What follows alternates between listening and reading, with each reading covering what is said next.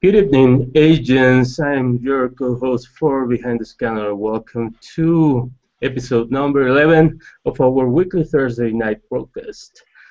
Today's date is Thursday, July 10, 2014, and well, welcome.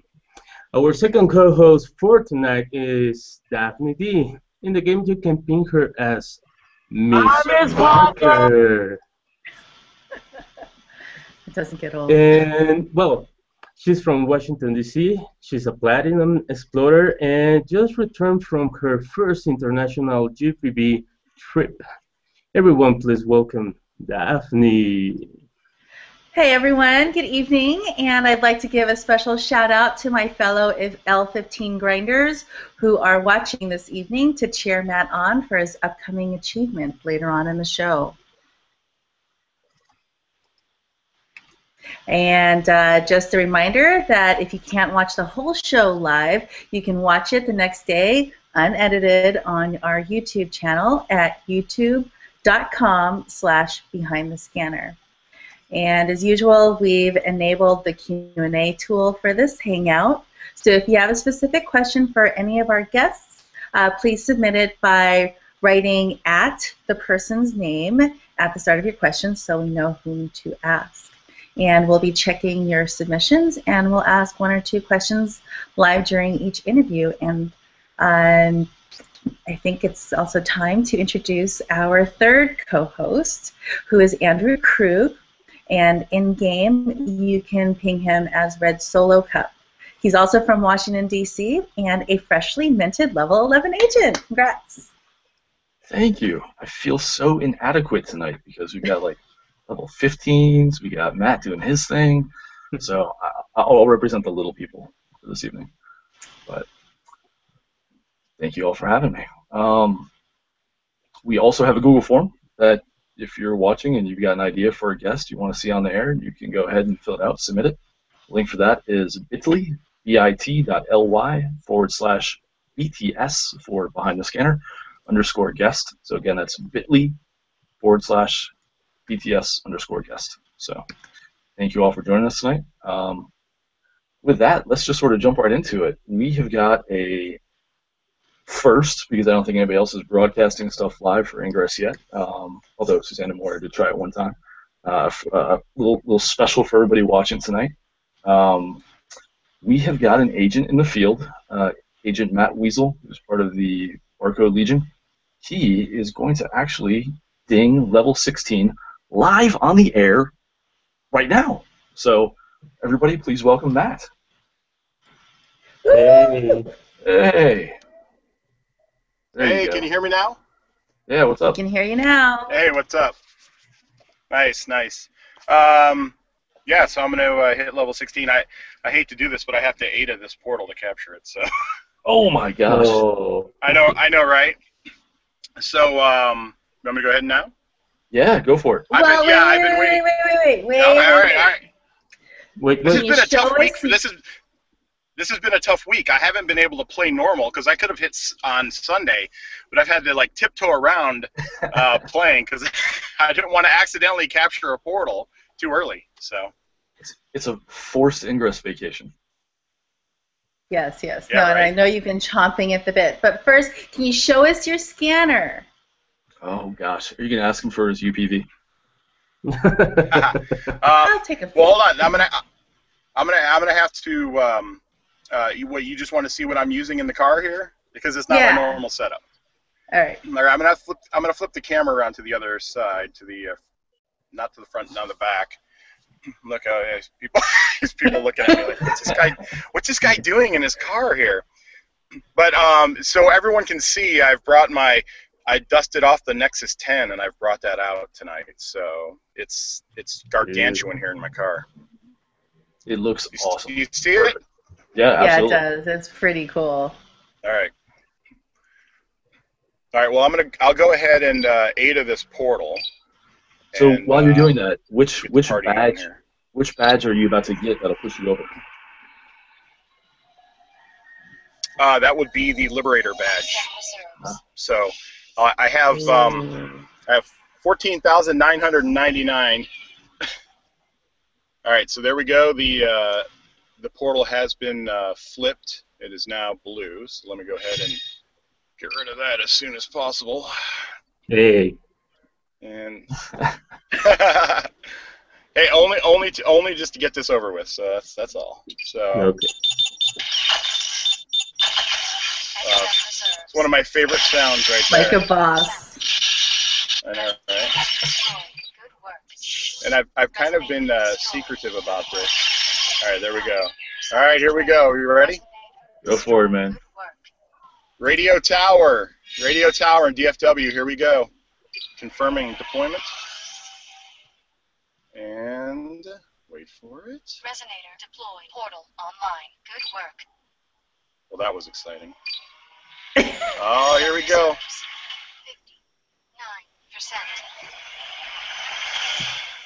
59%. Boom! Oh, Level 16. Sweet 16. Nice. nicely done. Nice. Yes. Thank you. Ma'am. There can't be more than like what 6 probably in the world. I think I can name maybe 1 or 2. I think there's actually a few more, but I don't know. I guess online I haven't really seen more than like maybe, I don't know, a dozen tops, but that even sounds kind of high. But I don't know. I'm sure there are agents that aren't, that as soon as they hit 16 weren't running around. Hey, look, I'm 16 now. So secret 16s probably. Yeah, I'm sure you'll get invited to that hangout soon. Yeah. Well, yeah. What's funny is I got added to the level 15 grinder hangout, and I just got added to that the other day. They added me a long time ago, and I'm like, I can't do more hangouts, please. So I can at least say goodbye to them, and I don't know if there's a level 16 hangout. I guess I'll jump in. No, I'm not getting enough anymore. Now you know how I feel, Daphne. Now you know how I feel. I guess Fine. But actually, I'm kind of glad to get it done because I'm, as much as I love Ingress and I'm very addicted to it and I'm more than obsessed with it. But actually, every time I have to level, I almost feel like it's something on my plate, something on my to-do list, and now I can finally cross it off and get back to doing the other things in Ingress that I like. So I'm kind of happy I got this over with. Yeah, congrats. Really, really excited and happy for you. All Thank you. right, Jorge, got a question? Thank you very much for this, Matt. And well, now that you beat the game, what are you going to do? I think I'm going to take some time off. Actually, I've earned it. I think I'm going to take a bit of an Ingress vacation, probably about 8 hours, maybe half a day, and yeah. And then Recharge your batteries. Yeah, I got to recharge my batteries. So I'm gonna take a good 8 hours off and step away from the scanner for a little bit.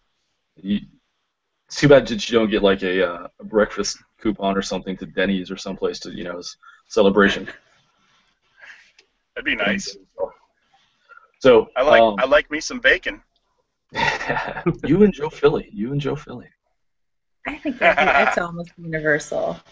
Something else I know about you. I know that your last name isn't in fact Weasel, but we can save that for another show as well. But I do know that you are one methodical mofo.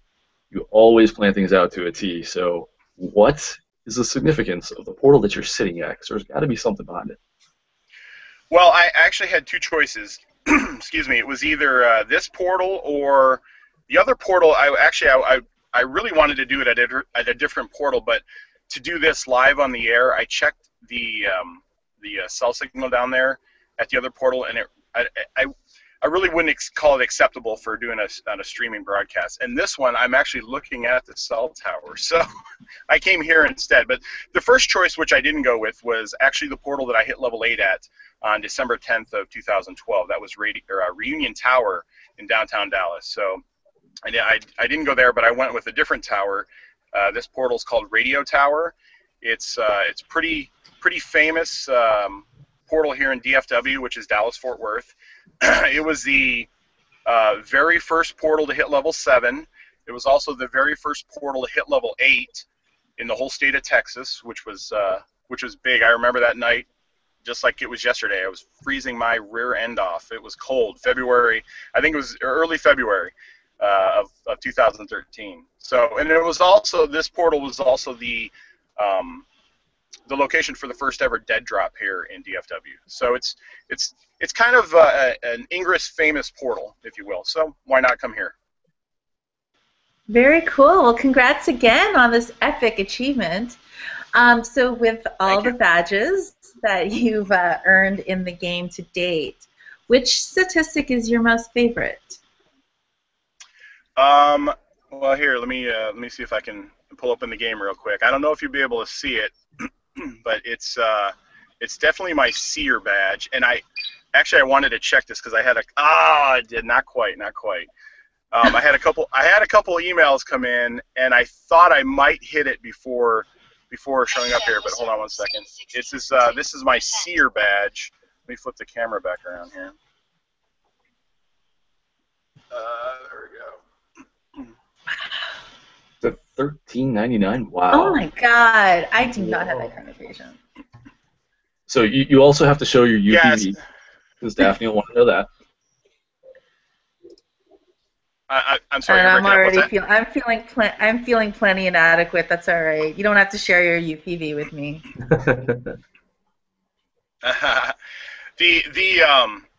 By far the seer badge is my favorite.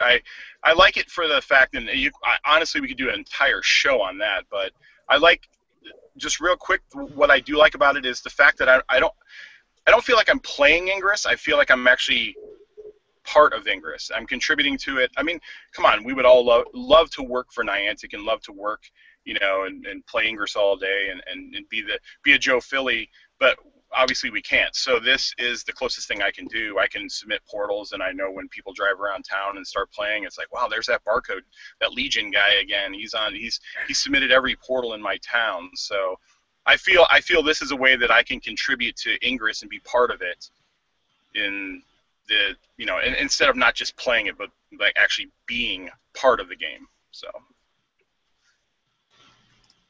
Well, Matt, we know Ingress is a social game. So, do you have anyone to shout out that helped you in the road to 16? Oh well, yeah. First, I'd like to thank my girlfriend for putting up with me. Because there are a lot of nights and weekends where I'm like, hey, where are we going to Ingress tonight? And she just kind of has this look like, again, really? But yes, Jamie, thank you. Thank you for putting up with me. And I mean, honestly, I love my team. I have a great team here at the Enlightened in DFW and all of Texas. We're very tight, very strong group. And I mean, I would be sitting here all night thanking people, but I thank everybody on my team. And you know what? Honestly, I've been to quite a few anomalies, and I've never had a bad experience with any players that I've met. So I mean, and I guess I'd be remiss if I didn't thank the local resistance for providing me all the AP and opportunities. For example, I woke up this morning and the train station right down at the bottom of my apartment was all blue and linked up. I just walked down and walked back, and I had 23,000 AP just like that from firing off a handful of bursters. So thanks to my local resistance, I couldn't have done it without you. No. Hey, does your girlfriend play, or does she just sort of ride shotgun with you? Yeah. No. She plays. I think.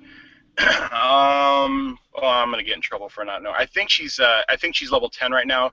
She might have hit 11. I don't know. She's up in New England right now on vacation, so I think she's watching too. but she's actually we actually love going out on the seer missions. She's a pretty good seer too. She's got, I want to say, pushing 150 portals accepted in the game right now as well. So Wow. Wow. we love going out and doing the seer missions. So That's pretty cool. So speaking of your seer missions, you showed the scanner. You've got 1,399. Which of your portals that you have submitted is your favorite one? well, let me actually show you because I will never get rid of the key. And if I do, it'll be an accident. It's the furthest away key I have. It is it's a portal in Aruba, and it is called. I'll just pull up the picture here. Let me flip the camera around again. All right, you see it? Oh, wow. Oh, That's a nice. great photo, too. Yeah, it's called Alto Vista Chapel, and it's a small chapel that's in Aruba, and it's up on the edge. It's not really a mountain, but it's a large hill on the kind of the northeast shore of the island, and it's one of those places that when you go there, you just want to sit there, and you really don't want to leave for a long time. It's kind of like it's like a Zen place, you know, just seeing the earth and everything, and just ocean for miles, and the calm and serenity there. It's a really cool place. So now my goal is to actually get back there one day and hack that portal, so and capture it too. Very nice. Well, those of us in the still stuck in the L15 Grinders hangout, we are all whining and pouting about your leaving, but Gavin over in New Zealand, who is Agent, I think, Red Iguana, we're probably going to invoke the Hotel California rules, so you can't leave us yet, ever. Anyway, Yep. but Gavin, one of my Platinum Seer buddies. Yes. Oh, yes, exactly. But thanks for taking the time to share this amazing moment and experience with everybody watching. And I look forward to talking with you more on this episode in the near future. Yeah, have me back anytime. I'd like to do a full episode and talk more about the seer stuff. And I forgot to hit the button earlier, but I brought a little something special when I hit level 16, and I just totally forgot. But I'll do it now. You ready? Please. Flip the camera. Yeah. That was easy. Great. Oh, that was easy. Very nice. I love it. Anyways, Well, thank you, Great. Matt. it sits on my work desk, so Thank you, Matt. thought I'd bring that. Yeah, no, that's awesome. No, I've loved Yep. having you on. No problem. Thanks for having me. Yeah, thanks for your patience having and me. waiting. I know Appreciate it. you've been, I know you've been chomping at the bit. All right. Yes, I can actually go out and play after my 8-hour hiatus. Yes, yes, yes. So enjoy your break. Take care, bud. Thanks, See you, everybody. Mike. Have a good night. Good night. And now our next guest, very excited to introduce her, comes from the capital city of Spain, which is also the highest capital city in all of Europe. If you can please welcome Angie Angelosa from Madrid, who's also known as Agent, excuse me if I don't pronounce this right, Inodgeek? Yeah, geek. Excellent. Well, welcome. Bienvenidos. Thank you very much for inviting me. Oh, good. When you're not contributing to the global resistance MU count, what do you do for a living? Well, I work as a software developer in a small company, and mainly that's like my nick says, I'm quite a geek because I've grown up with computers at home. So when I had to decide what to do, I just studied what I really knew better, which was, computer science. Hola, Angie. Buenas, Pedro. Well, Jorge. Angie, which is the language that you program? What? Excuse me? Which is the language that you use to program? The language. Is it Java, C++? Actually, I'm developing with Java, but I've been working with Pro C, shell scripts. I kind of, fireman, working with a lot of technologies. Okay, so it is difficult to be a woman in a traditional male-dominated profession. Are there many developers who are females in where you are working? Well, most of the developers are men, but there are quite a few women. The best project manager I've worked with was a woman, and maybe it's quite difficult to, I don't know if for just for being a woman or because how you work. Like I like to code and design, so I've never pushed to be a project manager, and I don't know many women managing projects, so maybe that's a little bit difficult. But I think looking for the opportunities, you can get quite far. That's actually pretty interesting because as a project manager, I have to say, I don't know many female project managers. I know more female programmers than project managers, and I hadn't thought about that, so you just brought that up. Yeah, I know more men project managers than women, but for me, the best project manager was a woman. She was pretty good managing teams and making the team working together. And I think we can do pretty good, but it's not really easy to achieve. Yeah, interesting. So you kind of touched on something a little bit earlier being all of 2 minutes ago. I don't know if you saw it about a year ago or so. Will Wheaton, actor from, Star Trek and a whole bunch of other things, was at Calgary Con. And he was asked by somebody at the time to explain what it means to be a nerd. And you identify as being a geek, and you're proud of that. In fact, it's in your agent name. So what does it mean to you to carry that label, and why is it no longer a negative word that people should be actually proud of nowadays? I don't know if it has changed meaning generally or just for older generations. I don't know, if as a teenager it's good to be a geek or not. But I think like as you grow up, you like, I don't know, scientific things. For me, geek is not exactly the same as nerd. I've never been really nerdy because I was too lazy to study a lot. So I associate nerds, with really study people, and geek is more like techie. I like technologies and development. So I don't know. I'm just proud of it because I like it, and as Will Wheaton said, if when you love something and you commit with it, it's perfect. It doesn't matter what the people think, if it's positive or negative. You you just have to assume what you are. Very well put. I appreciate that.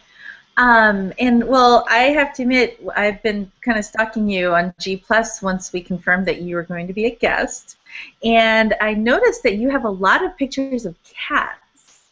Do you have cats yourself, and why the fascination with them? Well, actually, I have two cats at home, but I love animals. Like I have cats because I live in a small flat, and I spend a lot of time outside home, and dogs get pretty anxious when they spend too much time on their own. And cats are kind of independent. But if I would have place for more animals, I would have dogs and I don't know, ferrets. chameleons. I love a lot of animals, and I think probably there's more cat pictures because they are quite funny. I have to But I say, have other pictures. as somebody who's actually owned a ferret, ferrets are quite funny as well. Love that thing. All right. Are you up for taking some questions from the audience? We got some viewer submitted questions here. But you want to jump down that rabbit hole? There's one question actually, it's a pretty good question. It's from Joe Thoreau, and he wants to know, how do you handle younger players insofar as hangouts and communities? Do you have a special vetting process or approval process? How do you get them into your communities? How we get them into, but younger in age or just newer I, th- players? I think newer, yeah, newer players. I guess you have to meet with, maybe not personally, but with some people of the community, and they must prove that they are legal, they are not playing multi-account, or I don't know, maybe knowing that they are playing legal and they are quite active, it's enough to welcome them in the community. So you guys actually go out and we'll try to physically meet the person. Yeah, we used to meet to make farms, and we try to help lower levels to level up faster. So at the end, you finally meet. If not the whole community, but if 3 or 4 of the old members have met someone and they've been playing together, I think that's enough to bring them in the community and make them participate. That's a good answer. Yeah, you have to. I mean, as we talked about with Matt, the game is social. So yeah, you got to get out there and connect and do all that. Otherwise, you're not going to have a level 8 portal. So, um, let's see. There's a couple of good ones here. There's a cat question for you actually. There's from Robert Burton. Let's see. I just got a small cat. What name do you recommend for her? She is white and black. There you go. So you have the power to name somebody's pet that they just got. I'm really bad choosing names. Actually, my cat's one is Chico, which is boy, and the other cat is Nena, which is girl. I'm not, I'm not really good choosing names, but I don't know, black and white. What's Spanish for penguin? For penguin, pingüino. There you go. All right. Well, we'll leave that to Robert to decide, since this is his pet, I guess. We don't want to scar him for life. But one more question, if you don't mind. Actually, Joe Thoreau, again, has got a really good one. So, as a programmer, you're probably a little bit analytical, as I know most programmers are. So, what do you enjoy more? Do you enjoy being in the field and blowing things up, or do you enjoy the strategic, tactical side of planning operations? Good question. I actually enjoy both, but I know that I think I'm better in planning fields and managing teams. That's what I spend most of the time. But I also like to go out and break some portals and make some cleanups to make a big link. Actually, I like to play a little bit big. A little bit of both. Yeah. Well, talking about the game, Angie, it seems that you started to play Ingress in August 2013. So, how did you discover the game, and how did you decide to try it? Well, actually, it was my cousin's boyfriend who taught I don't know, we were talking about technology and new developments, and he told me about that game that Google was developing about with the GPS and moving around. And at that moment, that was just at the beginning when Niantic was starting to develop in the game. And at that moment, I had an iPhone, so I couldn't play. And I had, the idea in my mind for a long time. I even looked for something similar in the App Store for the iPhone, and I spent a couple of months playing to Shadow Cities, which is mm, a little bit similar to Ingress. And in August, I changed my mm, mobile company, changed my phone, and I decided not to keep with iPhone, to change to Android to try Ingress. So English was the mainly thing that made me change to Android. Wow. Well, but you need to say to us also why you choose resistance. Good question. Well, good question. Actually, that is my second account. The first one I closed it because I thought the resistance is the good thing to choose. Probably most of the people will choose resistance because it's cool. So there will be many little enlightenment. So it will be much fun being enlightened and fighting resistance. But when I entered the scanner for the first time, my neighborhood was all green. So it was kind of disappointing. I said, okay, then the right thing is to be resistant. You were I meant to be one. what? Sorry? You were meant to be one. Yes, sure. So I just closed the old one and asked for another invitation, and here I am. Okay. Well, and you also seem to spend a lot of your time in the early stages of Ingress decoding everything. And was this because of your background lends itself to being creative? And what was it like trying to figure out all those puzzles? Well, it was fun. I'm not doing it anymore because I don't have the time to do it, but I really miss it. Probably it was the main thing that got me, hooked with the game. When I discovered the Niantic project page and started to figuring out what was going on and do a lot of reading about passcodes and everything. And I like riddles. I love them. So it was, you know, a a good chance to exercise your mind, and it was fun. And I met my first contact with the community was through passcodes. So I think it was a good thing to do, and I really miss it.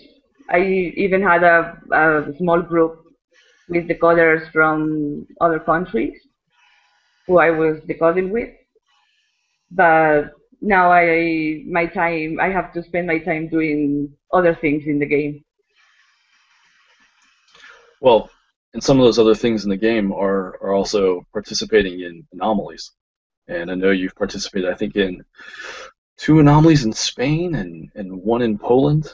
So Mhm. how was playing in Poland different than playing in Spain?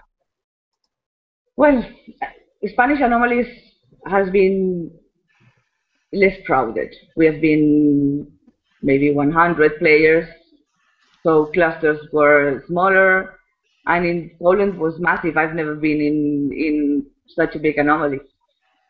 And my first anomaly was here in Madrid, and actually I didn't play in the ground because no one no one didn't want to do the intel.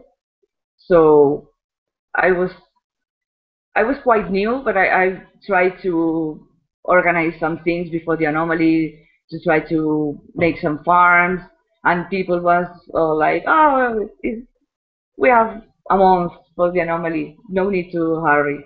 So I was the one pushing to try to organize something. So at the end, no one wanted to be on Intel, so I just had to be on Intel, guiding my mates on the ground. So, and Malaga I was on the ground, which is kind of my first anomaly. But I think Poland was massive and really, really fun. In Malaga was too hot to walk around for 4 hours under the sun. Well, the anomalies have might not be the biggest thing that you play on Spain. You have a couple of adventures with those things that we all have love-hate relationship with. So, can you tell us a little bit which mission was harder to deal with? The cre- uh,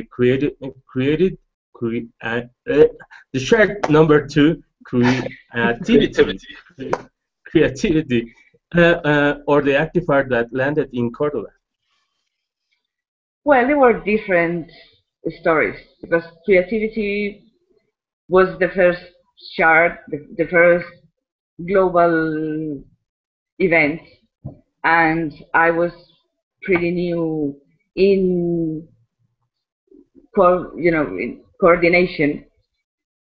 So, and it was around the time of United, so many of the people were really committed to the United Up, and it was really hard to find people, to get to the portal and get ready to link, and so it was quite stressing, but at the end we sent it to Azores finally, but it was hard.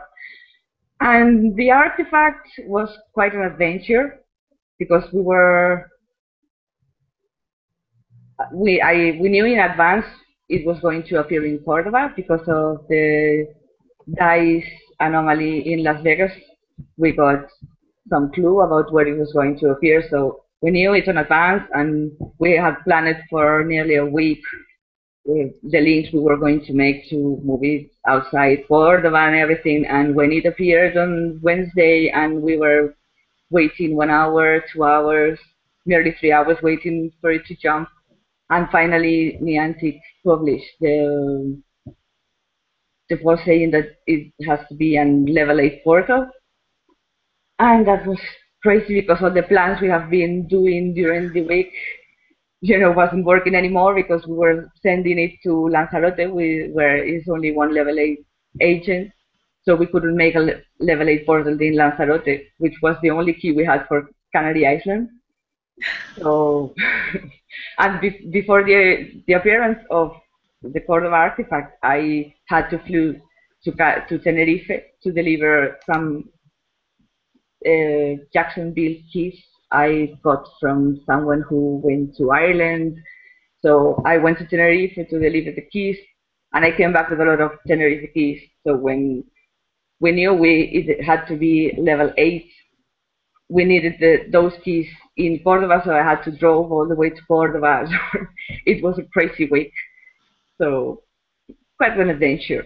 For me it was more fun because I travel and do active things. With Chart 2, I was just coordinated to different teams, the cleanings for the links and everything. So both were great, but I prefer the artifact adventure. All right. And, well, just kind of on the ops topic, can you describe your involvement with Operation Ode to Joy? And also, what was the meaning behind that mission? Well, in May, I can't remember exactly the day of May.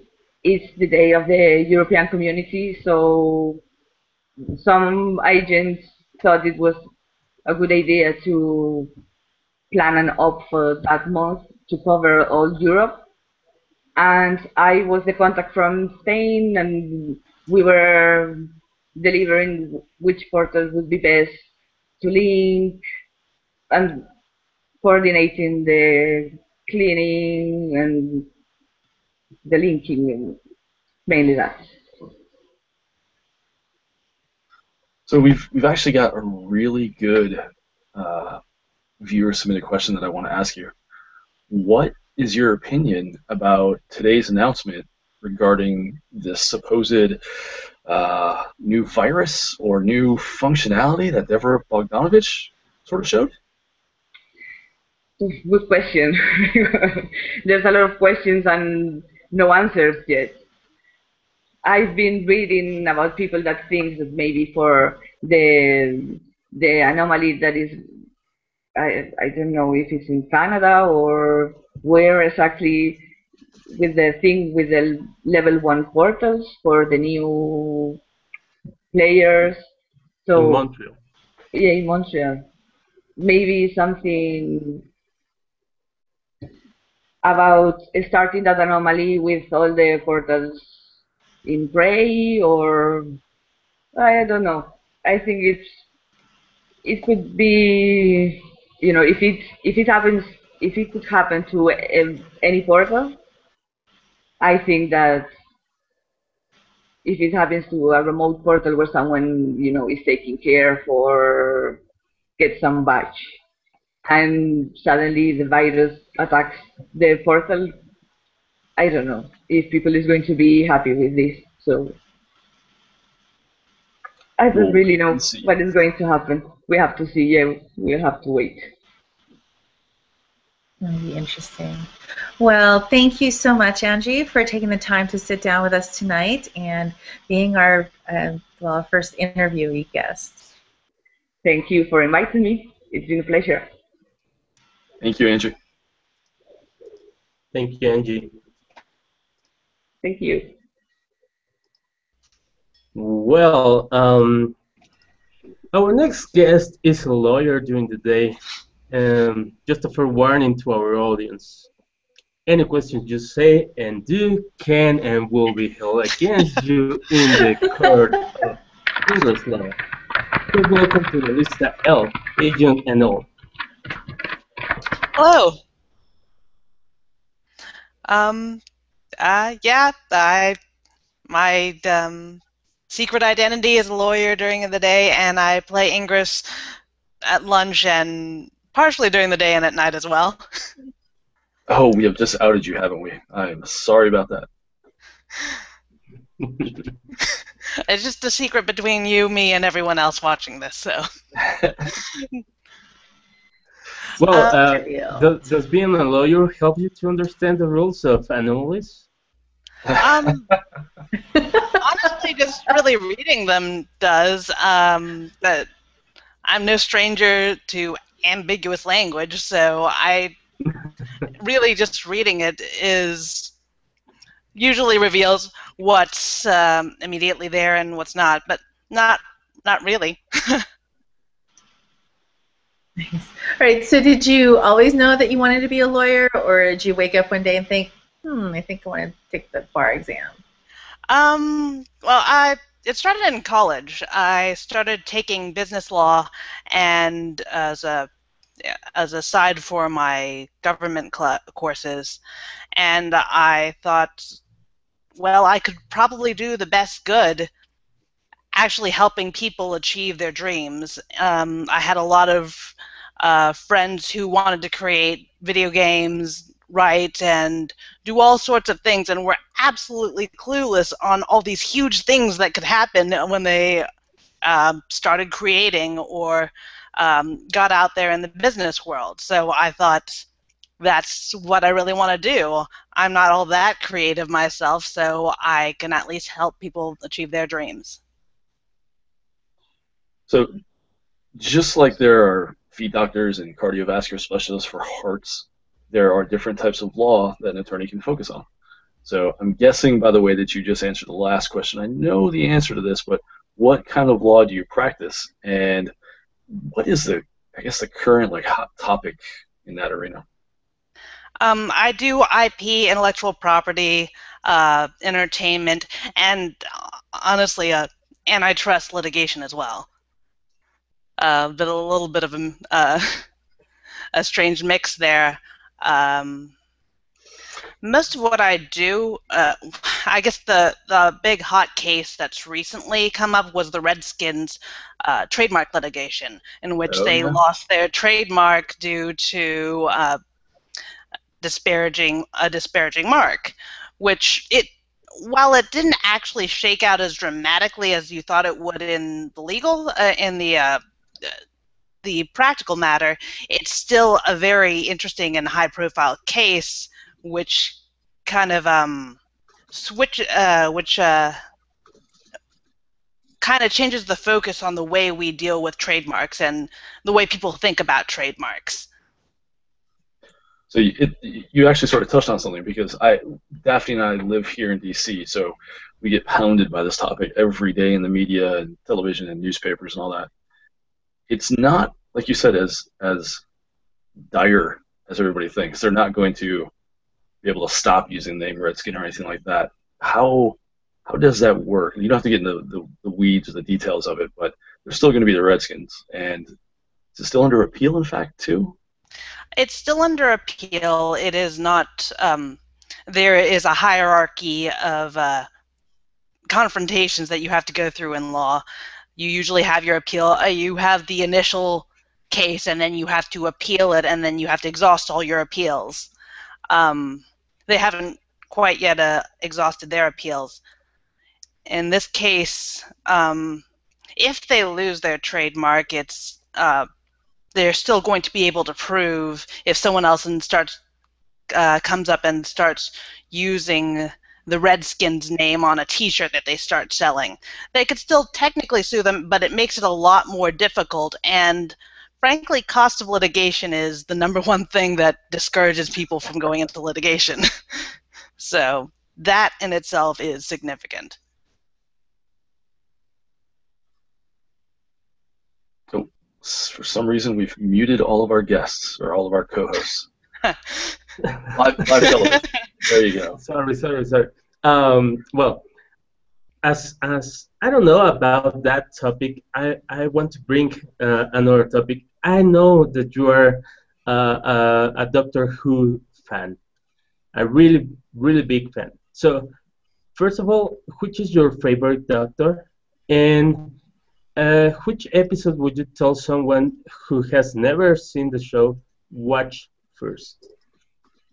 I'm actually kind of odd because I do like all the Doctor. This is going to sound like such a PC answer, but I do like all the different Doctors for certain aspects and certain episodes. I really like how the Matt Smith episodes ended up bringing actual humans as a viable force, as opposed to being just people who needed to be saved by the Doctor. And I loved Tennant because of, well, he had such panache while acting.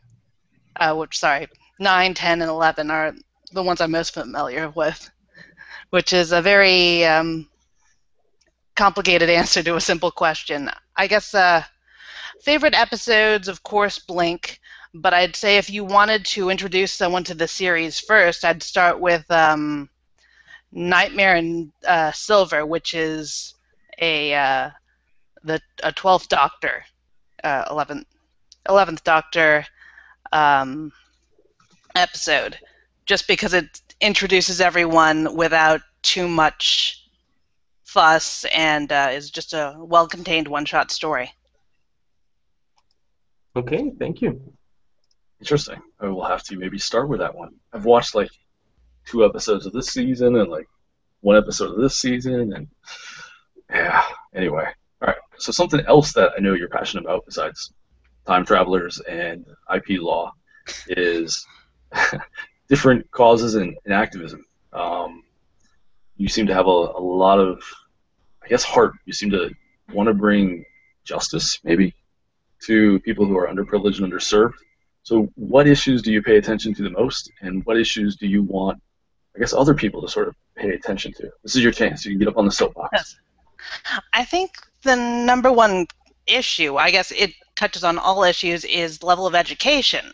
I don't mean just education for kids, but being able to access reliable and well-researched information is kind of key for everyone, as opposed to just reading something that serves maybe your own biases but doesn't actually tell the whole story of what is happening. I really wish there would be.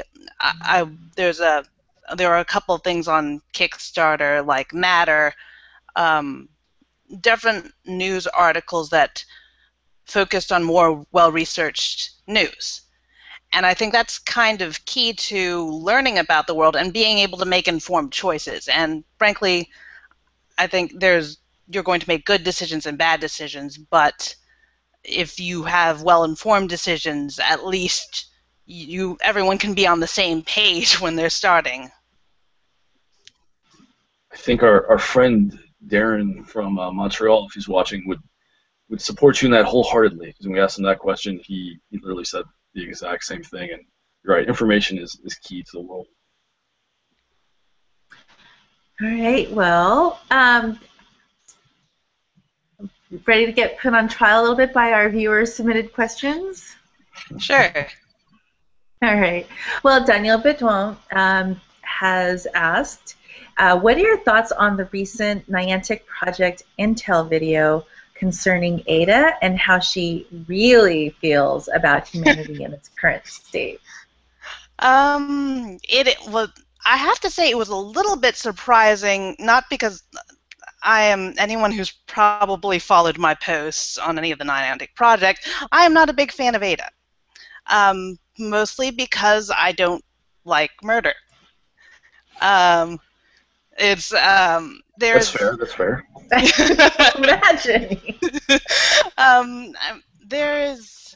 I'm a little surprised that she came out up front and said all that. I was interested mostly to see P.A. Chapeau's reaction, considering his prior romantic relationship with her, the very complicated romantic relationship with her. About the direction she's gone. If you look back at a lot of the documents that have featured her or shown quotes from her, you see this little bits of these little changes throughout time, which every time she gets something she wants, she then wants something more. So I'm not all that surprised that she has gone a little off the deep end. Okay, well, and just the question, this is actually going to be my question I'm very curious about. What's the meaning of your agent name? Oh, there is a small lizard native to the southeast area of the United States called an anole, or an anole, and it is a small green territorial lizard. So I thought you couldn't have a better name for Ingress. Oh, that's perfect. I love it. Well, so talking about access to information early, a new anomaly series named Helios was just announced. So as part of Operation Exodus, do you have any insight on what this series might be about, and what plans do you have to participate in it? My work schedule's a little weird, but if I can get the chance, I'd love to make it down to Galveston and support my local Enlightened there. Helios we've had a lot of talk about what it means. Most of it, the story of Helios is basically a Titan god of the sun in Greek mythology. So there is a story that is associated with Helios, who in which his son takes control of his chariot, which is the sun, tries to drive it in the same way his father does, and ends up crashing it and crashing and burning, literally. I think with the video of Ada today saying she doesn't need humanity anymore, we might end up seeing a little crashing and burning. Interesting. Yeah. Very much so. Although, okay, I've got to admit, I'm part of the population of Ingress players that is kind of, the story is just totally lost on me. There are just too many moving parts, and since you are really knowledgeable about it, would you mind summarizing quickly about what's happened in the last 6 months and where the story is currently? Okay. In the last 6 months, we've kind of seen a table flipping, which is a it's definitely been a table flipping because Another one? yes, many table flips. I guess the three main stars of the last 6 months are Hank Johnson, Clue Ada, or Clada, as some people will call her, and Deborah Bogdanovich. I probably massacred that name.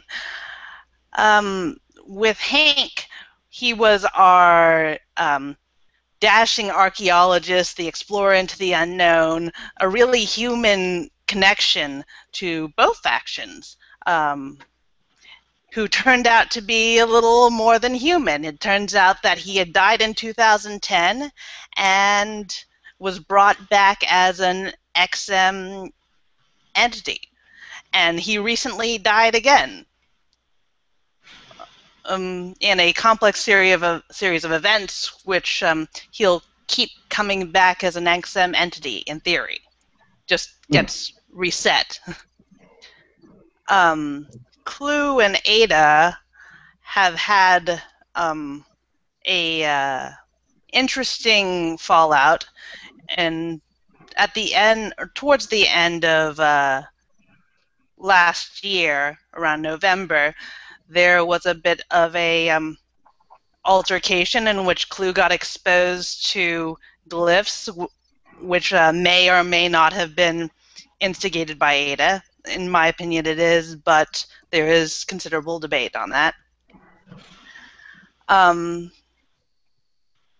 In which, it appears that at least a version of Ada is now living in Clue's body, and they are both together launching in a whole new and very dramatic direction.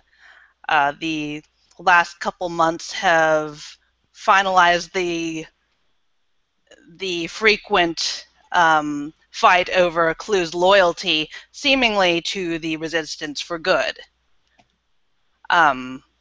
Whether that's really the case, we'll get to see. And the last Anomaly series has basically increased her power in some way, which we've yet to see. And finally, Devra, which I guess we've seen today, has split the resistance ideology between herself and Ada, and has taken the stance that all XM needs to die, and so she has released a plan to destroy portals, which we'll get to see more about in the supposed virus. And I guess that's a quick and dirty explanation. That's really helpful. Thank you so much for that. Absolutely. That was a very succinct summary. I'm sure we could spend a lot of time talking about the story and going into the details. But so, in addition to the Operation Essex stuff, you obviously play the game too. Which of the accomplishments in game, specifically medals or stats, are you most proud of? I'm most proud of the linker stat. I have this little section of my work that I would go out and link every day, which I haven't been as good about linking lately, but I would really love just to see those neat green fields spread everywhere. So I'm definitely most proud of the linking stat. Well, this is something that we every show we ask some of our guests about.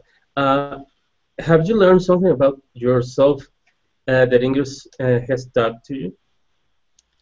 Um, yeah, I've learned that I'm a lot more competitive than I thought I was. Um, Really, as a lawyer? as- oh, yeah. Well, actually, as a lawyer, I wanted to be a kind of a negotiation, basically a corporate style lawyer, which did a little less in courtroom arguing. But I found that I really do like a bit of a challenge and get a little more competitive than I thought I did with the game. Whether it's um, taking hold of my little corner of the world, or yeah, my little space, or being an annul. A little bit territorial there than I thought. Nice. All right, last question. It is a viewer-submitted question by James13. Would you join a third faction if it wasn't led by Ada or Jarvis? It depends. Yeah, it's a very lawyer answer, but it definitely depends what they're after and who's leading it. If Hank was there, since everyone loves him, and at least and as long as he doesn't turn a very strangely evil either, um, uh, it would really depend on what they're there, what they're after, and what the damage would be from switching factions. Because at least in my area, I do know the Enlightened are a little. There's a little less of them than there might be in some other areas. So I would have to take in all those into consideration. Well, At the end of the day, I'm just all about finding out what the mysteries are behind everything. So, Hank switching cool. factions would break my heart. I hope not. Or not becoming evil, I guess, not switching factions. Well, thank you for taking the time to talk with us tonight, Melissa. We really appreciate it, and wish you all the best in your Ingress journeys. Hope you get a chance to go down to Galveston. That would be neat. And thank you. All right, thank you, and have a great night. Yeah, thanks for coming on. Thank you, Melissa. All right, for those of you watching, again, if you know somebody that would be as good a guest as the 2 or 3 that we've had on tonight, which it's a tall order, please go to our bit.ly website, bit.ly page, I should say, bit.ly/B as in Bravo, TS_guest to submit your suggestion of who you'd like to see on BTS. And if you missed part of the show, you can watch the whole thing on our YouTube channel tomorrow. The link is youtube.com/behindthescan. And please feel free to check out Kelly Colton's Ingress Happy Hour on Tuesdays at 9 p.m. Eastern Time. You can find information about that either on the Meridian Project site or Kelly's personal page. And we'll put a link up on both our YouTube details for the videos. And Melissa actually participates in that from time to time as well. Run it to her there. So if you want to follow up on any of these conversations with her or ask her about Operation Essex, that's always a good place to do that. So as always, thank you all for tuning in tonight. We will be back next Thursday at 9 p.m. Eastern with some more guests and some more goodness. So with that, happy hacking. Good night, everyone. Have a great week. Bye-bye. See you next week.